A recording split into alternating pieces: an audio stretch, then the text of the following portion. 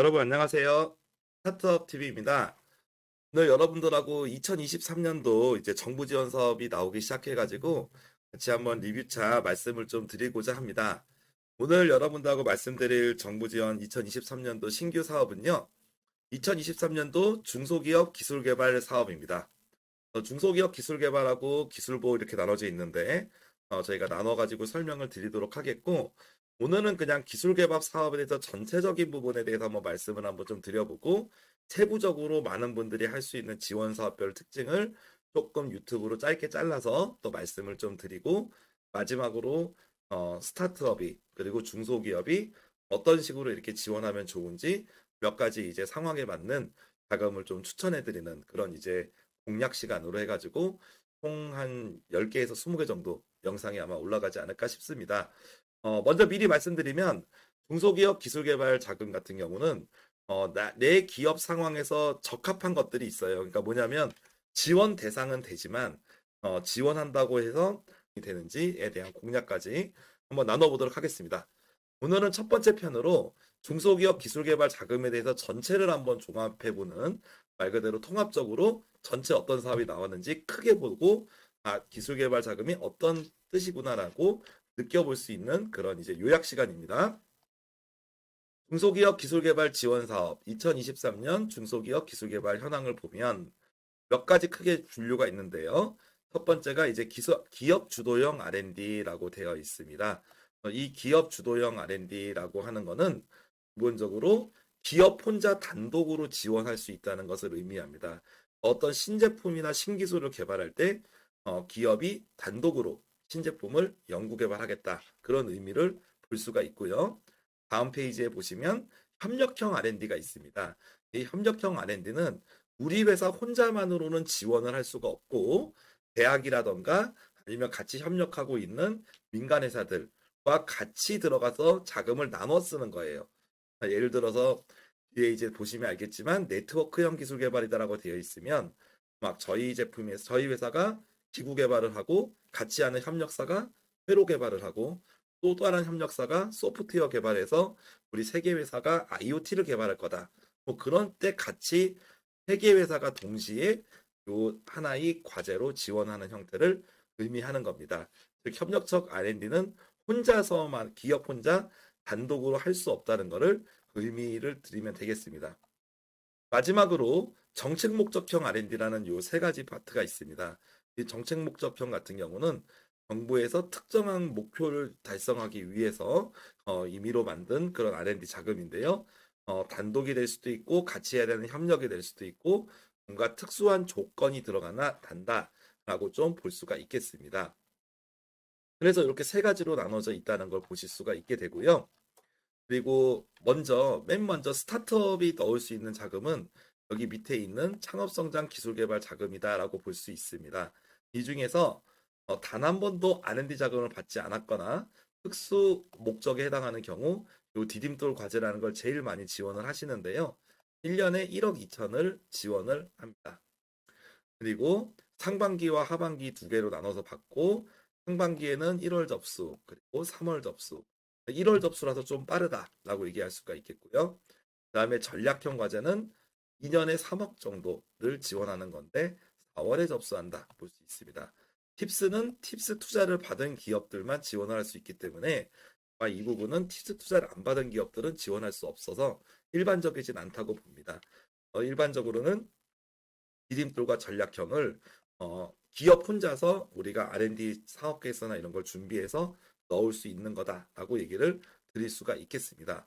그러면 이 중소기업 기술혁신 개발과 창업기술 성장 개발 두 개가 돼 있는데 이 차이는 뭐냐라고 한다면 이 창업성장 기술 개발은 창업기업을 말 그대로 지원하는 거고 중소기업 기술혁신은 위에 중소기업이 써 있잖아요.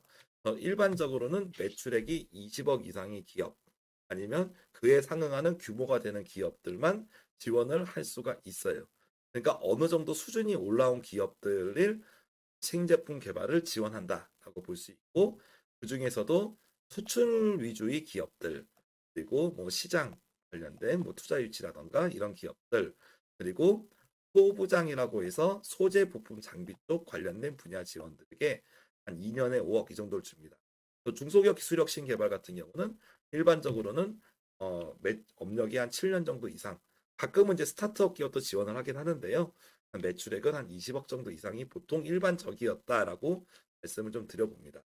그래서 스타트업은 요 자금을 받아서 나중에 요렇게 자금을 받아서 올라가는 구조다라고 기본적으로 말씀을 드릴 수가 있겠습니다. 그런데 다음으로 이제 협력형 R&D 자금이 있습니다. 많은 분들이 생각하고 트라이하는 것 중에 하나가 기본적으로는 산학연 R&D 자금입니다. 산학연 콜라보 R&D라고 써 있는데요. 산학이라고 하는 거는 대학과 산 기업입니다. 그리고 산연은 대학과 연구소가 있습니다. 뭐 생산기술연구원이라든지 뭐 이제 KTL 뭐 이런 이제 정보 관련된 애트리 뭐 이런 기관들하고 연구소랑 같이 개발하는 거죠. 그래서 어쨌거나 비영리 연구기관인데요. 대학이냐 연구소냐에 따라서 조금 나눠져 있고요. 기본적으로는 이제 실제 제품을 개발하기 전에 어떤 기술을 개발할 것인지에 대해서 미리 조사를 하는 예비 연구, POC 단계의 연구를 8개월 동안 5천만 원을 지원을 하고 그 다음에 이 예비 연구가 끝난 그런 아이템들을 중심으로 해서 그 중에 상위 몇 프로를 뽑아주는 사업화 R&D가 됩니다. 예비 연구 같은 경우는 실제품 개발이 아니라 실제품 개발을 위한 그런 시장 진입을 위한 준비 자금으로 5천만 원을 지원을 하고요. 예비 연구가 끝난 분들 중에 일정 비율을 가지고 2년에 3억을 지원을 하는데 그거를 대학이나 연구소랑 기업이 나눠서 받는다고 볼 수가 있어요. 그래서 여기 앞에서 이제 만약에 창업성장 전략형이 2년에 3억 이렇게 써 있는데요. 그럼 한 기업이 단독으로 2년에 3억을 다 받을 수도 있고 아니면 일부분의 기술 개발을 대학하고 나눠서 할 수도 있고 그건 선택이에요. 근데 산학연은 그렇지가 않습니다. 의무입니다. 무조건 일부분은 대학이나 연구소, 일부분은 기업이 서로 나눠서 공동으로 개발한다라는 게 다르죠. 산학연 콜라보 R&D 사업에 여러분이 참여를 하고 싶으시다면 실제로 어떤 기술을 개발할 거고 기술 개발 부분에서 서로 어떻게 분야를 나눌 건지 대학이나 연구소랑 미리 협의를 해놔야 되고 나중에 여기가 이제 1, 2월에 이렇게 접수를 마감을 하는데 접수 마감 시점 전에 미리 서로 간의 기업들끼리 협약이 돼서 나중에 신청서도 두 개 업체가 같이 이렇게 하나의 그런 과제로 들어간다라고 말씀드릴 수 있습니다. 중소기업 상용화 기술 개발은 이거는 조금은 다른 개념이지만 민간 업체들끼리도 가능하고요. 아니면 구매 조건부 같은 경우는 특히 구매 연계형은 중소기업이 만든 제품을 대기업이나 어느 정도 규모가 있는 기업이 일정 배수를 사주는 조건으로 이렇게 하는 거예요. 구매 기업과 실제로 이제 개발 기업이 같이 이렇게 들어가는 형태다라고 볼 수 있고 구매는 하지 않지만 이렇게 투자를 하는 이런 형태도 볼 수가 있겠죠. 두 가지 형태로 나눠져 있다라고 보겠습니다. 협력형 R&D의 핵심은 우리가 어떤 기술을 개발해서 같이 개발을 하거나 아니면 개발해서 어떤 데 납품을 하거나 그런 식으로 연계가 됐을 경우에 같이 들어간다라고 볼 수가 있겠습니다. 그다음에 정책 목적형 R&D 자금들이 여러 가지가 있는데요. 테크브릿지 상용이라고 하는 거는 이 테크브릿지라는 플랫폼에 여러분이 혹시 검색을 해서 들어가시면 공공기관에서 개발을 했지만 실제로 이렇게 서비스가 되지 않고 있는 우수한 기술들이 있습니다. 특히 요 위에 있는 대학이나 연구소에서 개발해서 지금 개발은 되어 있는데 어느 정도 되어 있는데 실제로 시장에서 만들어서 팔리지 않고 있는 기술이죠. 그런 기술을 여러분이 민간 기업이 기술 이전을 받아서 그걸 가지고 실제로 민간에서 팔 수 있는 정도로 추가적인 기술 개발을 하는 거, 그 비용을 지원하는 걸 의미하고 2년에 8억 정도, 그러니까 1년에 4억 정도를 지원하는 것입니다. 테크브릿지 사업 같은 경우는 기술 이전을 전제로 한다. 나중에 이 홈페이지 들어가시면 공공기관의 기술 이전을 전제로 지원을 하는데 어찌됐든 간에 이 테크브릿지에 있는 기술을 이전하는 것을 조건으로 본다라고 할 수 있습니다. 공정품질 기술 개발 자금 같은 경우는 제조업이 여러분이 직접 이제 생산을 하시는 공장이 있을 경우 공장을 지원하는 자금입니다. 그래서 공장에서 원가를 좀 낮춰본다던가 불량률을 감소시킨다든지 그런 경우에 이렇게 지원을 하는 부분들이 되죠. 아니면 스마트 공장으로 이렇게 바꾼다던가 그런 관련된 내용을 지원을 하는데요. 한 1년에 1억 아니면 고도화 같은 경우는 2년에 10억 정도로 이렇게 지원을 한다라고 볼 수 있겠습니다. 건강기능식품 개발이 아마 정부에서 이번에 차별화된 걸로 들어왔고, 건강기능식품 중에서 나중에 뭐 잘못 먹으면 큰일 나니까 임상실험이나 이런 것도 같이 하게 되거든요. 그런 관련된 이제 식품 개발 비용을 한 3년에 6억, 뭐 2년에 4억, 뭐 이런 식으로 지원을 한다 볼 수 있겠고, 리빙랩은 우리가 생활용품이나 이런 관련된 그런 디바이스 같은 내용에서 실제 소비자나 이런 분들도 참여시켜가지고 실질적으로 사람들이 구매할 만한 제품을 개발을 지원하는 건데요. 년에 5억 정도라고 보겠습니다. 그리고 중소기업 R&D 역량 제고 사업이 있는데요. 내가 제품을 만들고 실제로 이런 분이 있었어요. 최근에 제가 이제 같이 수업을 하던 분들 중에서 나는 이런 제품을 만들고 싶은데 어디서 이런 제품을 만드는지 모르겠다. 그리고 업체들한테 맡겨도 대단히 기술적인 거라서 어렵다고 하더라. 그런 경우들이 있어요. 그런 경우에 기술 전문가를 만나서 기술적인 노하우를 제공해 주는 게 이제 맞춤형 기술 파트너 지원. 어떻게 보면 약간의 컨설팅 지원이라고 볼 수도 있겠고요. 그 다음에 R&D 기획 지원은 이 R&D 사업 계획서를 써보신 분과 안 써보신 분은 이 차이가 있어요. 한번 여러분이 써보시려고 하시면 대단히 난이도가 높고 기술적인 내용을 써야 됩니다.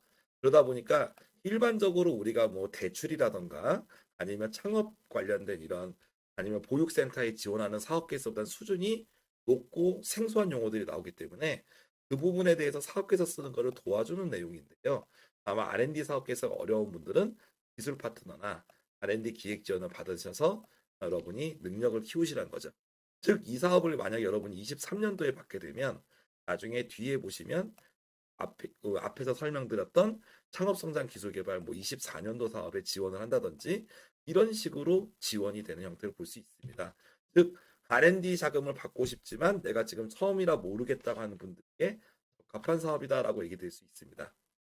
그리고 여러분이 이제 뭐 수도권이 아니라 어떤 지역 쪽에 있을 때는 지역 특화 산업들이 있습니다. 그런 관련돼서 R&D 특정 지역에 있는 분들에게 지원하는 거고요.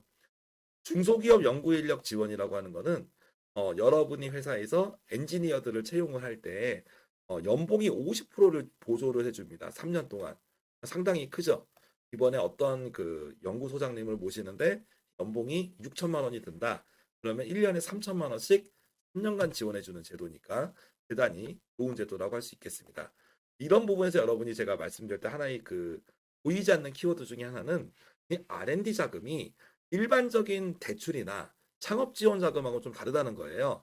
창업 지원 자금 같은 경우는 기본적으로 한번 사업을 해보고 돈을 벌어보고 돈 매출을 내봐라. 그리고 마케팅이나 투자 이런 쪽을 이렇게 관심이 있는 반면에 이 R&D 자금은 기업이 자체 기술력을 확보해서 제품을 개발하라는 거죠. 근데 좀 난이도가 높은 기술들은 공공기관 연구소나 대학 이런 기관들하고 협업해서 하라는 얘기고요. 그러니까 어떻게 보면은 신기술 개발 세계 수준이 신기술 개발을 목표로 하는 거고 기업이 외주 개발이 아닌 직접 개발하는 걸 목표로 하고 있다는 겁니다. 그래서 어떻게 보면은 우리가 다른 창업 자금이나 이런 쪽을 받아보시면 외주 개발비에 대해서 써더라도 아무 문제가 없어요. 외주 개발을 하든 자체 개발을 하든 그냥 제품 잘 만들어서 매출만 나오고 투자 받으면 돼 이렇게 보지만 이 기술 개발 R&D 자금에서는 그렇지가 않다. 그 스타트업이든 중소기업이든 자체 기술력 확보를 목표로 하고 있고 그리고 내가 그러기 위해서 엔지니어를 채용하거나 아니면 어려운 부분 일부분만 다른 기업한테 나눠주고 핵심적인 부분은 우리가 개발하겠다. 그런 경우에 해당이 된다라고 좀 얘기를 드릴 수가 있겠습니다.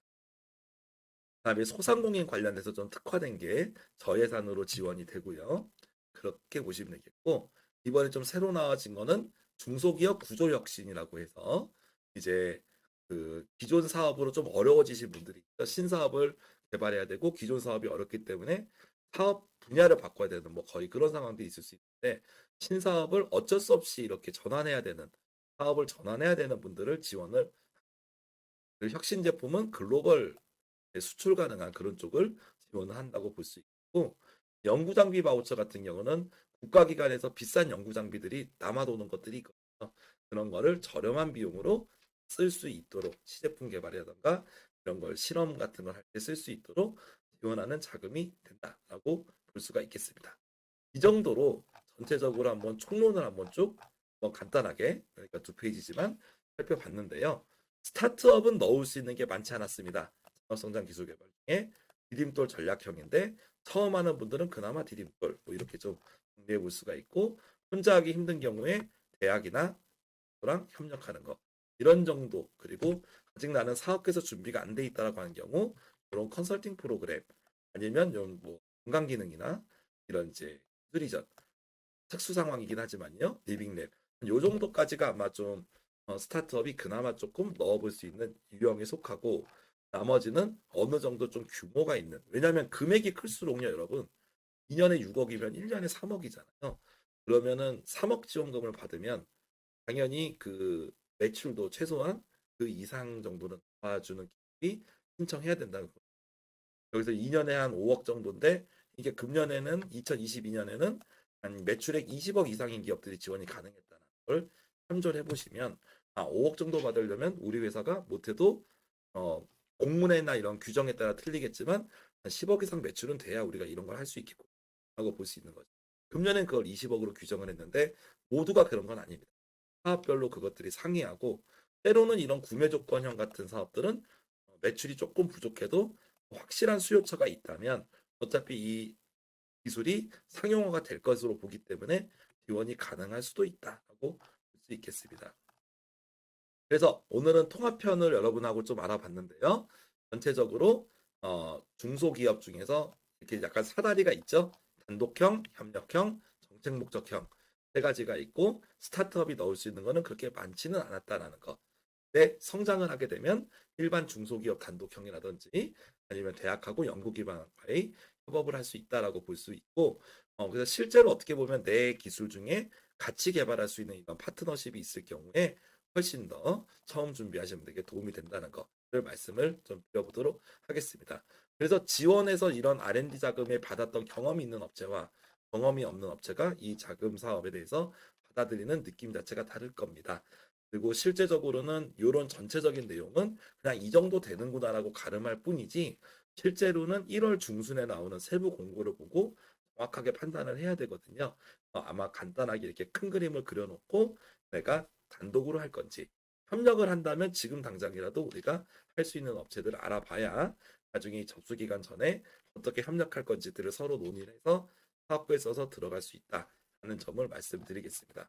협력을 하고 싶은 분들은 빠르게 협력 기관을 찾아야 될 것이고 그렇지 않다라고 한다면 이런 단독형 중에서 내가 들어갈 수 있는지 한번 검토를 해볼게요. 다음 영상에서는 이 전체 공문에 대해서 세부적으로 대략적인 내용이 나옵니다. 그 대략적인 내용에 대해서 조금 더 설명을 해보도록 하겠습니다. 이 정도에 대해서 또 알고 가시면 될 것 같습니다. 조금만 더 할까요? 네, 죄송해요. 여기서 조금만 더 해볼게요. 약간의 그런 신청 자격하고 표준적인 겁니다. 그러니까 먼저 말씀드리면 중소기업이면 이 중소기업 기술개발 자금을 지원할 수가 있어요. 중소기업은 가능하다. 꼭 스타트업이 아니라 중소기업도 된다라고 했어요. 그런데 꼭 알아두셔야 될 거. 이제 그 R&D 자금이 기술개발 자금이 바뀌어가지고 이제는 IRIS 시스템을 통해서 접수해야 되는 경우가 상당히 많이 있습니다. IRIS나 smtech.go.kr 둘 중에 하나를 통해 접수가 되는데요. 이 IRIS 사이트가 생각보다 처음 하실 때 엄청 복잡합니다. 그렇기 때문에 이 IRIS를 하시려면 미리 준비를 하셔야 된다는 내용을 꼭 말씀을 드리고 가능하면 회원가입을 미리 해놔라 라고 할 수가 있고요. 직원 나중에 참여 연구원들 같은 경우는 과학기술인 번호들을 미리 개인별로 발급을 해야 됩니다. 그래서 IRIS 가입이 좀 들어간다. 그리고 내 기술과 관련된 유사 기술을 할 경우 지원금을 받을 수가 없습니다. 그렇기 때문에 NTIS에서 회원가입하셔서 내 기술과 관련된 기술이 받을 수 있는지 여부를 확인해 볼 필요가 있습니다. 그리고 지원금 같은 경우는 일반적으로는 한 75% 정도는 이제 지원을 한다라고 보는데 사업별로 조금 다릅니다. 그리고 이 사업의 기술료, 중소기업 기술개발 자금은 지원금에서 끝나는 게 아니라 지원금을 받고 나서 나중에 5년 동안 일정 부분에 대해서 기술료를 납부해야 되는 의무가 있습니다. 이 기술료에 대한 것들은 사업별로 다르지만 일반적으로 한 20% 정도 생각하시면 될 것 같습니다. 즉 1억을 받으면 2천만 원 정도를 1년에 400만 원씩 5년에 나눠서 낸다. 약간 이런 느낌으로 갖고 실제 여러분이 넣는 사업별로는 좀 다를 수 있다는 거. 그래서 1억을 받았을 때 기술료 2천만 원 빼면 실질적인 지원금은 8천만 원 정도가 되겠구나라고 이렇게 인식을 해도 크게 무방하다. 문제가 없을 것 같다는 말씀을 드릴 수가 있겠습니다. 뭐 허위 작성 이런 것들 안 되겠고, 뭐 참여 제한 당연히 안 되겠죠. 기업이 부도나도 안 되고, 대출 연체가 돼도 안 되고요. 체납이 있어도 안 되고. 조금 특이한 점은 재무제표상 부채 비율이 1000% 이상이거나 아니면 전액 자본 장식인 경우는 지원이 안 됩니다. 부분 자본 장식은 지원이 되지만 전액은 안 된다는 점. 이 두 가지 경우 중에 하나라도 되면 여러분은 지원을 할 수가 없다라고 볼 수가 있겠습니다. 그리고 기존에 받았던 아이템들과 뚜렷한 차별성이 없는 경우도 안 되는데요. 그렇기 때문에 NTIS 아까 보였던 사이트에서 몇 가지 내용들을 적으면 내가 기술한 개발이 다른 기관이 받았다라고 한다면 그러면 좀 지원이 어렵다라고 얘기할 거예요. 거의 유사한 아이템으로는 동일하게 못 받게 그렇게 막아놨다라는 점 볼 수 있습니다. 관심 있는 분들은 이런 관련 법령들을 보시면 되겠고 설명에 정부기관에서 하는 거 참여하셔도 되겠습니다. 저는 다음번에 요 뒤에 보시면 알겠지만 세부 사업별 내용을 간단하게 좀 요약을 하는 영상으로 다시 한번 좀 찾아뵙도록 하겠습니다. 통합적으로 이 정도를 이해하시면 도움이 되시지 않을까 싶습니다. 들어주셔서 감사합니다. 스타트업에게 도움이 되는 다양한 정보를 제공해드리고 있습니다. 좋아요와 구독, 알림 설정해주시면 큰 도움이 됩니다. 더욱 자세한 정보는 네이버 카페 창업자금연구소를 확인해주세요.